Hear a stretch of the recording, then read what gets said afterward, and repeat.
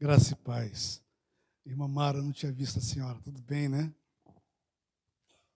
Eu quero convidar você para a gente abrir as nossas Bíblias em Malaquias, capítulo 4, versículo 6.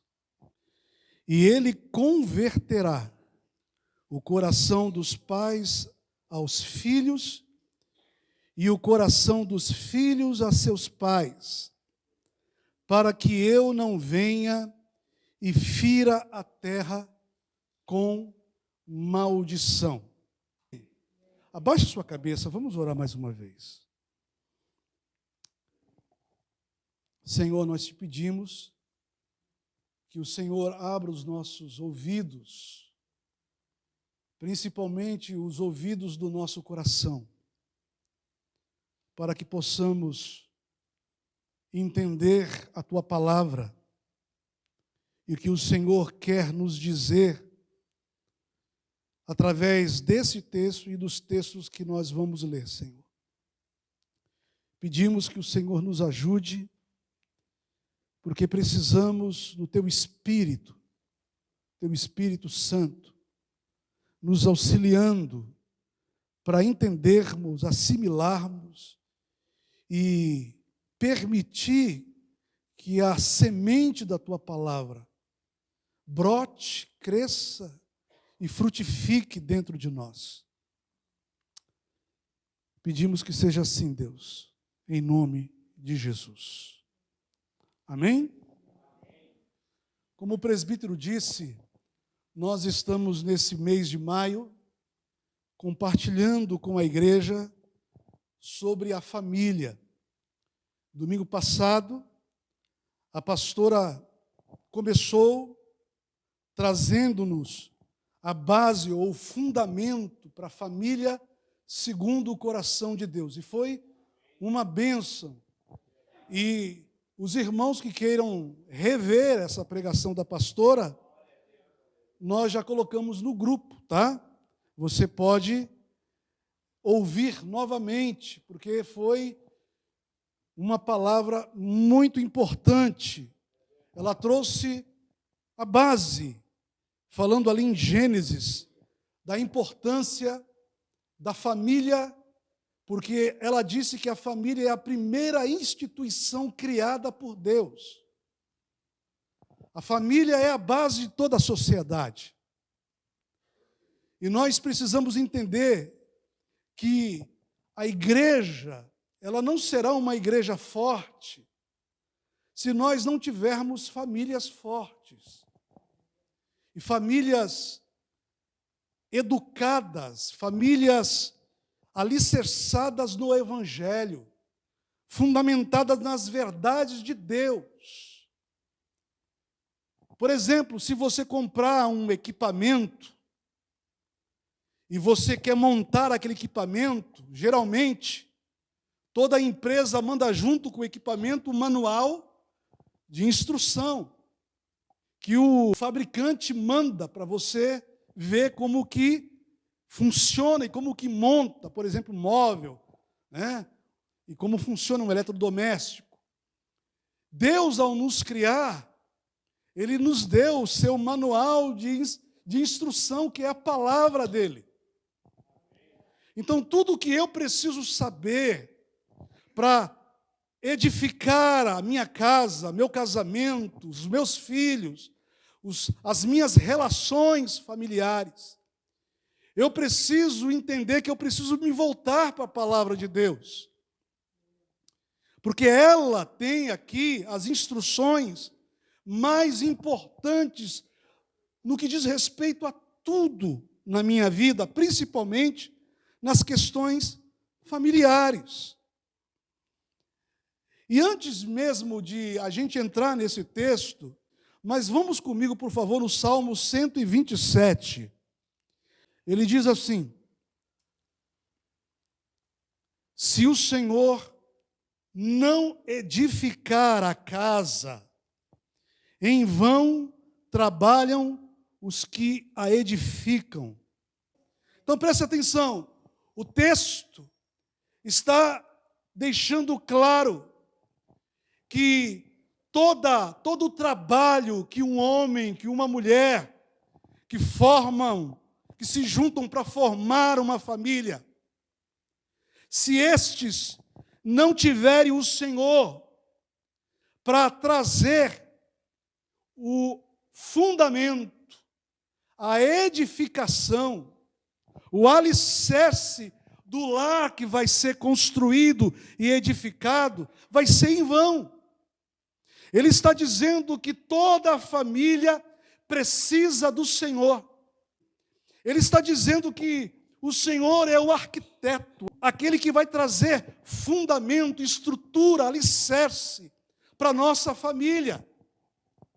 E somente nele nós temos as instruções corretas, adequadas, para trabalharmos a educação dos filhos, para trabalharmos o relacionamento do casal, para trabalharmos tudo o que diz respeito à família, por exemplo, finanças, a educação financeira da casa, a questão sexual. O sexo é santo do ponto de vista de Deus. Então nós precisamos entender que Deus traz instruções sobre tudo, sobre a família e como essa família deve proceder para que ela ande de acordo com o padrão de Deus, com a maneira como Deus quer que ela seja edificada. Diz que um cordão de 3 dobras não se arrebenta com facilidade.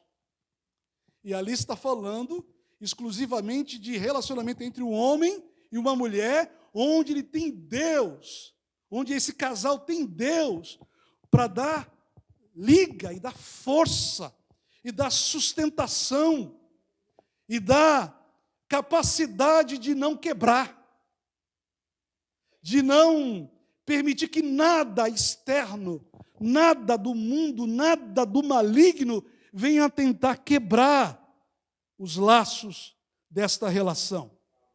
Amém, irmãos? Então preste atenção, o Senhor é o arquiteto, aquele que dá fundamento para a nossa família, e nós precisamos convidá-lo em tudo na nossa vida, principalmente naqueles momentos em que nós não estamos sabendo lidar, não estamos sabendo tratar com as questões. Nós precisamos do Senhor. Amém? Eu quero que você abra comigo, por favor, 1 Coríntios capítulo 13. Nós estamos falando de fundamentos para que a família seja abençoada. Nós estamos falando de que nós precisamos do Senhor a fim de que essa família tenha princípios, ela tenha instruções para que ela possa enfrentar os desafios que toda a família, todas elas vão enfrentar. Até mesmo essas famílias que a gente considera uma família equilibrada, vai chegar momentos que esta família vai ser abalada, vai enfrentar momentos difíceis na relação, nas questões diárias da vida, algumas coisas esquisitas, ruins podem acontecer, que pode abalar essa família, porque nós vivemos num mundo de pecado e não estamos isentos de problemas, mesmo as famílias mais equilibradas. E é por isso mesmo que nós precisamos do Senhor, para que Ele sustente a vida do homem, da mulher, dos filhos, desta família, para que quando chegar as tempestades, os ventos, as chuvas fortes, essa família possa estar firmada, porque está sendo edificada no Senhor e na rocha. Amém? E um dos fundamentos de uma família bem-sucedida é o amor.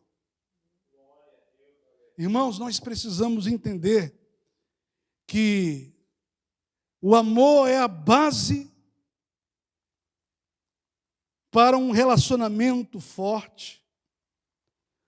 O amor é a base para que a gente trate os nossos filhos como deve ser tratado. O amor é a base de Deus para que uma família seja bem-sucedida. E esse texto vai trazer algumas coisas para nós aqui. Eu quero ler com os irmãos, por favor. Ele diz assim: ainda que eu fale as línguas dos homens e dos anjos, se não tiver amor, serei como um bronze que soa, ou como um símbolo que retine. Ainda que eu tenha o dom de profetizar, e conheça todos os mistérios e toda a ciência, ainda que eu tenha tamanha fé, a ponto de transportar montes, se não tiver amor, nada serei. E ainda que eu distribua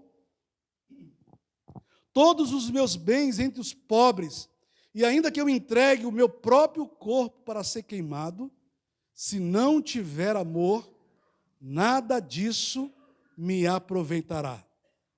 O amor é paciente. O amor é benigno. O amor não arde em ciúmes. O amor não se ufana. Ou seja, o amor não é orgulhoso. O amor não é soberbo. O amor não se conduz inconvenientemente. Não procura os seus interesses. Não se ira. No sentido aqui, não se ira ou não se exaspera é a mesma coisa, no sentido de dar lugar à ira. Porque tem um texto da Bíblia que diz: irai-vos, ou seja, nós podemos até ficar irados, mas não pequeis. Não se ressente do mal, não se alegra com a injustiça, mas regozija-se com a verdade. O amor tudo sofre, tudo crê, tudo espera e tudo suporta. O amor jamais acaba. Amém? Agora, deixa eu falar uma coisa para você. Existem algumas palavras que a gente lê na Bíblia, que a gente lê, por exemplo, a palavra mundo, tá? E todas as vezes que você for ler a palavra mundo, nem sempre tem o mesmo significado. Às vezes, a palavra mundo significa natureza. Outros momentos da Bíblia, a palavra mundo significa a sociedade, os homens. E um outro momento, a palavra mundo significa concupiscências, ou seja, as questões pecaminosas do homem. Então veja bem, a palavra mundo tem pelo menos 3 significados na Bíblia. A palavra amor também. Tem a palavra amor na Bíblia, que o significado é amor sexual, de um homem para com uma mulher. É o amor eros, onde vem a palavra erótico, tá? Tem a palavra philos, que tem a ver com fraternidade, amizade, tá? É um amor de amigo, aquele amor que Jonatas tinha para o Davi. Amizade verdadeira, um amor fraternal. E existe uma outra palavra que é traduzido por amor, que é a palavra mais importante da Bíblia, que é a palavra ágape. A palavra ágape significa amor de Deus. E esse amor que nós estamos lendo aqui não é um amor erótico e nem um amor fraternal. Está falando desse amor de Deus. Por isso nós lemos o Salmo 127. Se o Senhor não edificar a casa, em vão trabalham os que a edificam.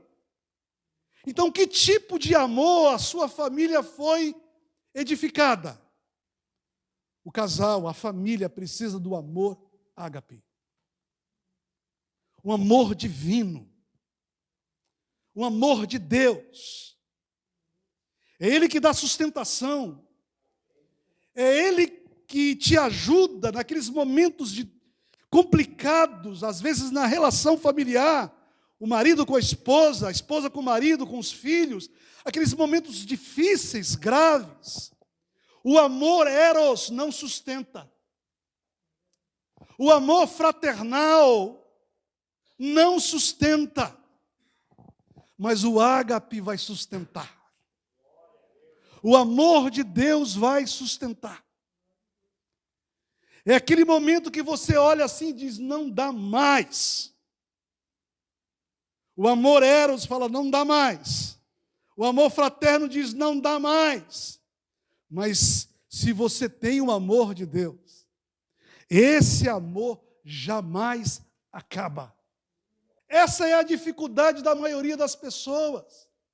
Elas constroem as suas relações em amores frágeis, fracos, que não se sustentam no tempo, não se sustentam nas dificuldades, nas crises, não se sustentam em uma pisada na bola de alguém, e por isso as coisas vão se dissolvendo, vai se desmanchando, o coração vai perdendo o prazer de estar junto, vai perdendo o respeito, vai perdendo o carinho,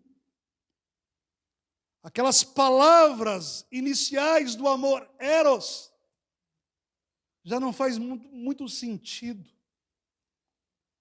porque não se sustenta. Agora, o amor de Deus é diferente de tudo que você possa imaginar.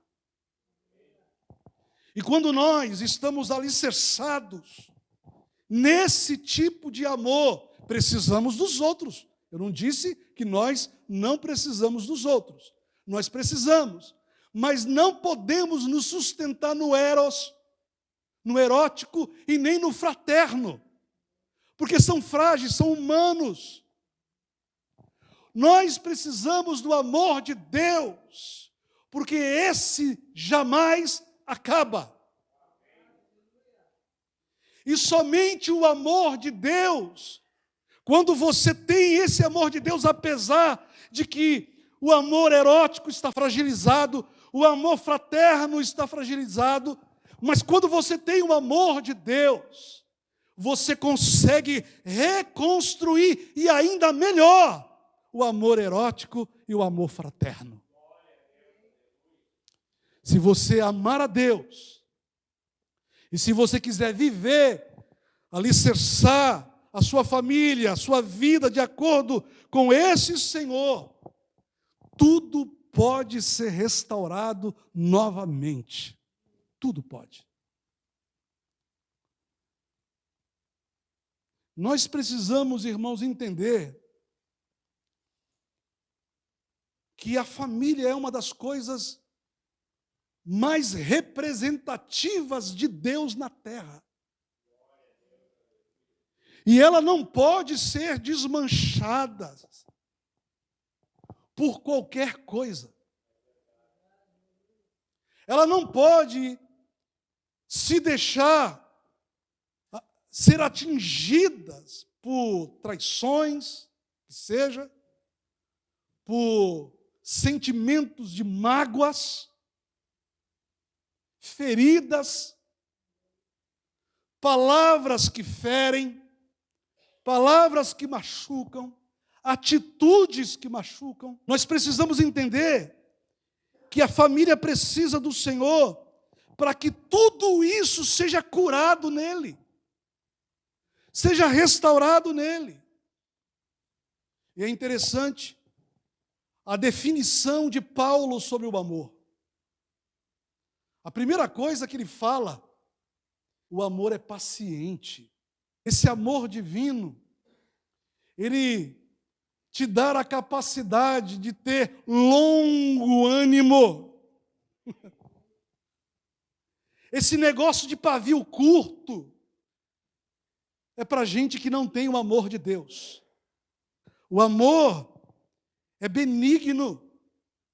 Ele não é só bom, ele tem um caráter bom. Ele não tem atitudes uma vez ou outra de bondade. Ele é bom o tempo todo. Isso significa benigno. Eu preciso ser bom o tempo todo.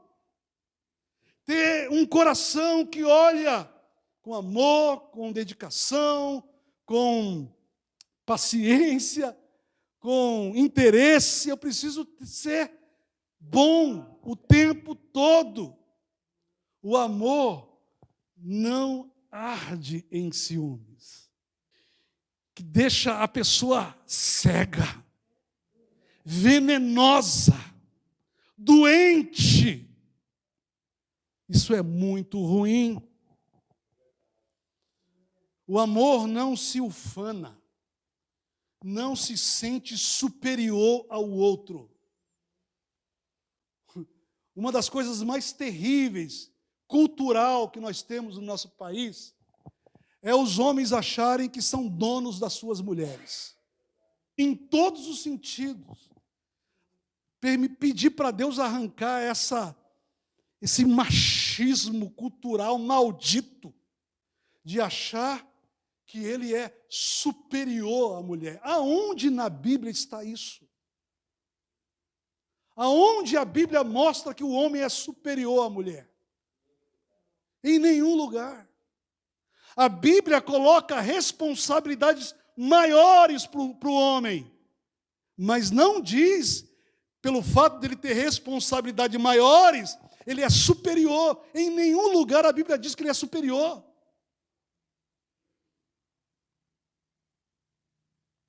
E ele tem uma responsabilidade tão grande,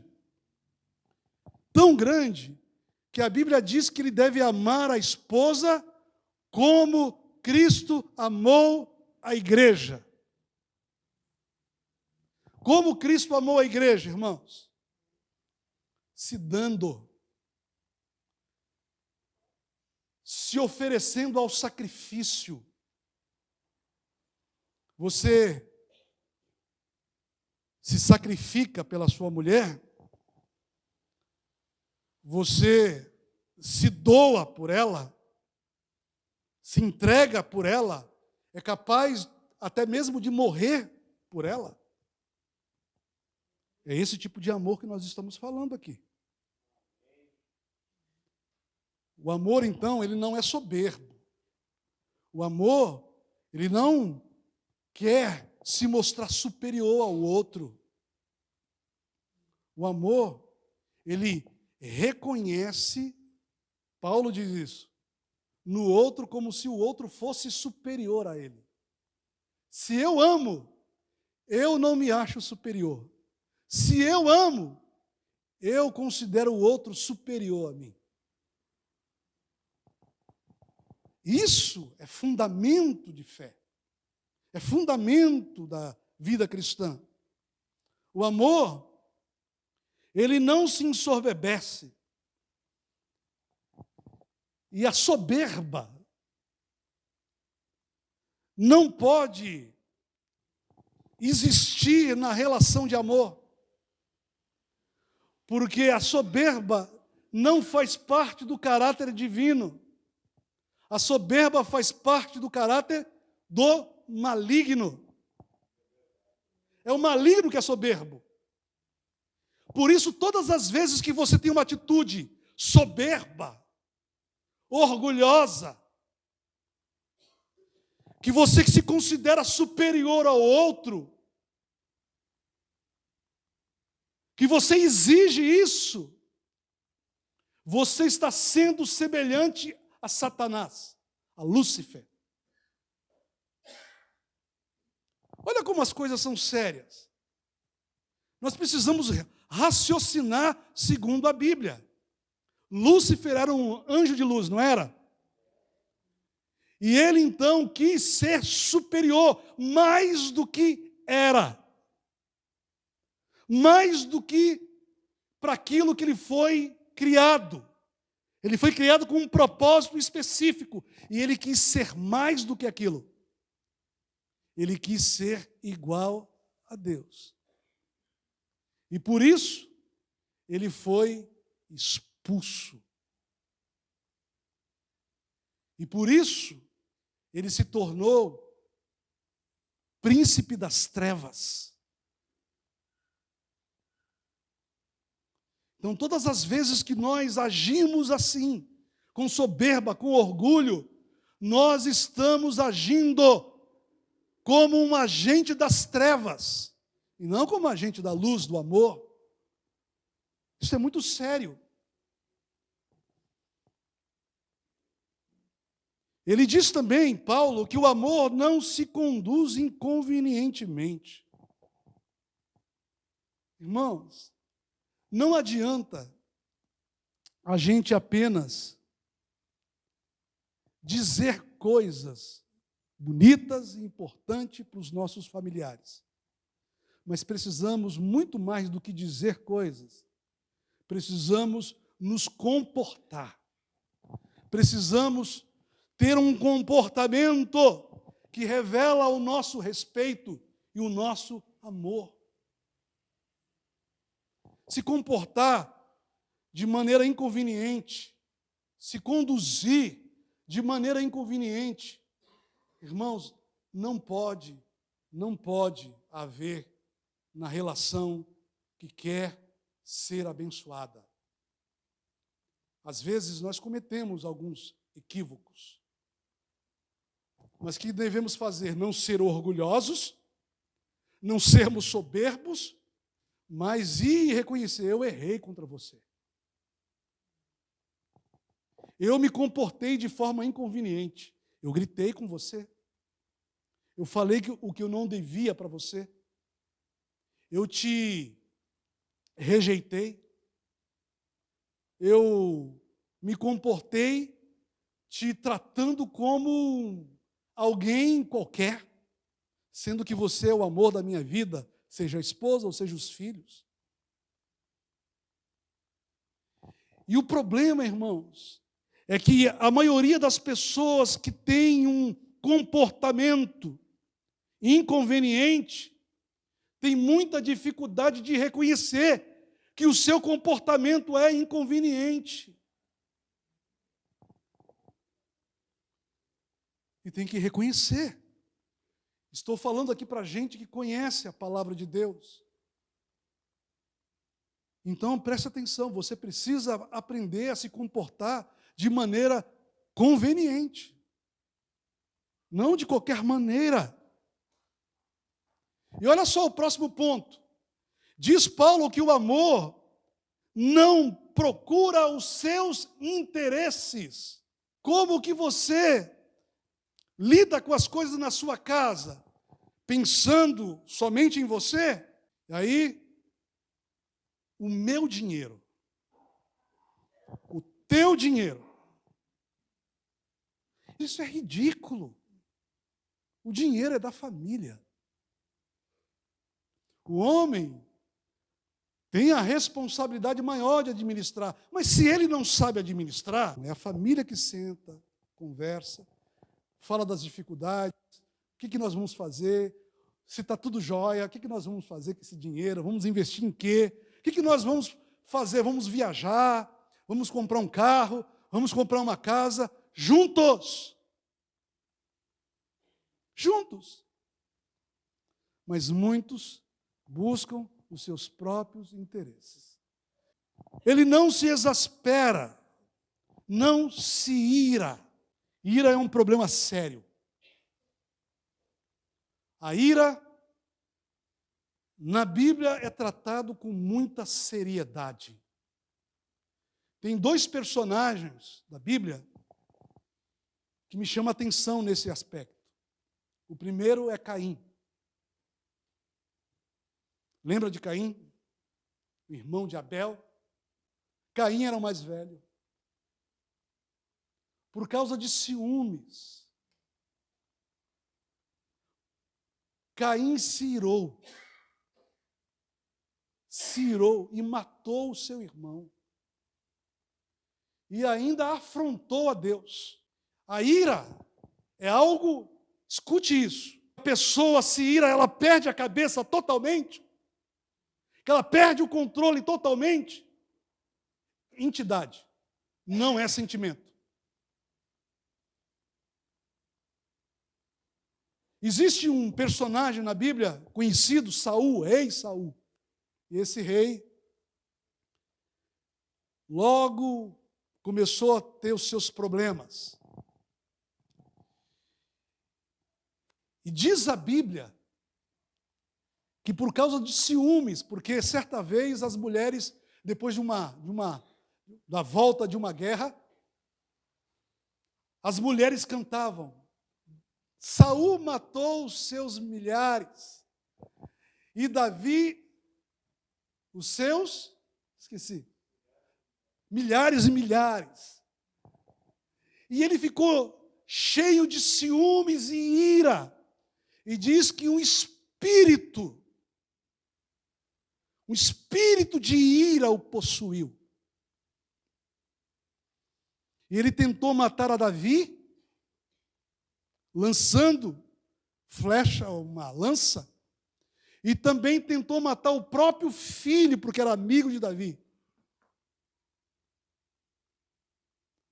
A ira pode ser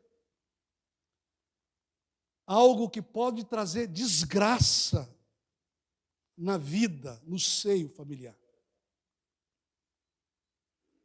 Irmãos, nós conhecemos casos, nós vimos na televisão, de pai, mãe, que por causa da ira matou o próprio filho. Nós vimos isso o tempo todo, notícias o tempo todo.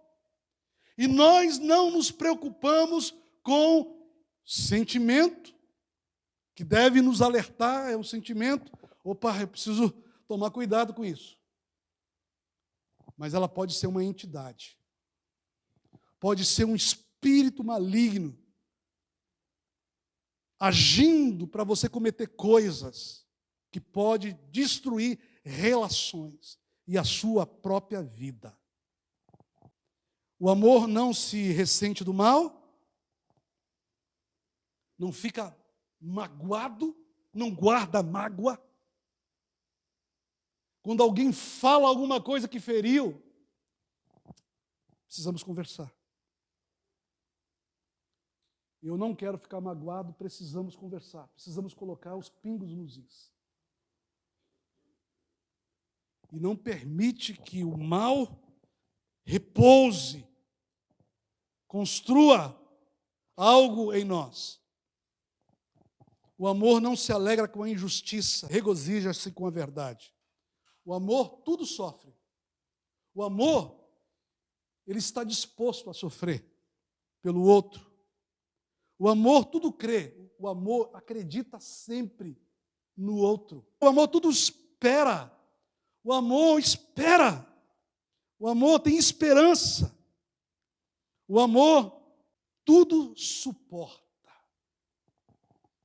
dá suporte, ele é capaz de dar sustentação. Quando você ama, você tem estrutura para segurar as pontas, seja lá o que for. O amor jamais acaba. E eu disse, irmãos, no começo, eu li para você Malaquias capítulo 4, versículo 6, Ele converterá o coração dos pais aos filhos e o coração dos filhos aos seus pais, para que eu não venha e fira a terra com maldição. A última palavra do Antigo Testamento e o último conselho do Antigo Testamento é conversão de coração.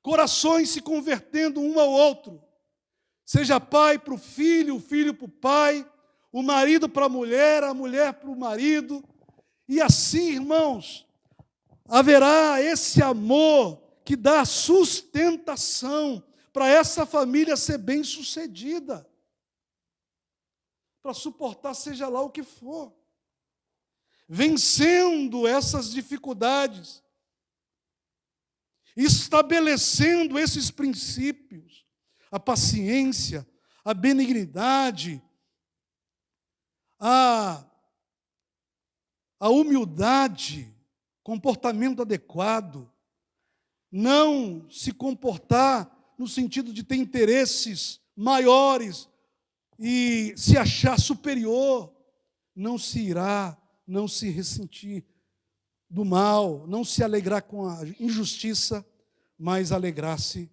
com a verdade, suportando tudo, crendo em tudo e esperando tudo. Amém?